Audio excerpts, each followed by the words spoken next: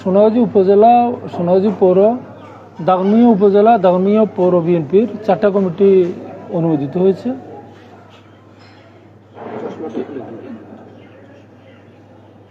তো 4টা কমিটি অনুমোদন দেওয়ার ক্ষেত্রে আমরা এখানে আপনারা অবশ্যই অবহিত আছেন যে আমাদের চট্টগ্রাম বিভাগীয় আমাদের সাংগঠনিক টিম প্রধান অ্যাডভোকেট আহমদ আজম খান সাহেব এবং আমাদের বিভাগীয় সাংগঠনিক টিম মাহবুবুর রহমান শামীম, ভিপি হারুনুর রশিদ এবং ব্যারিস্টার মীর হেলাল, আমাদের এই সাংগঠনিক টিম দিয়ে আমাদের বর্তমানে আমাদের চট্টগ্রাম বিভাগের সকল জেলায় কমিটির কার্যক্রম চলছে। ঠিক একইভাবে আমাদের পেনি জেলাও কার্যক্রম চলছে, শুরু হয়েছে।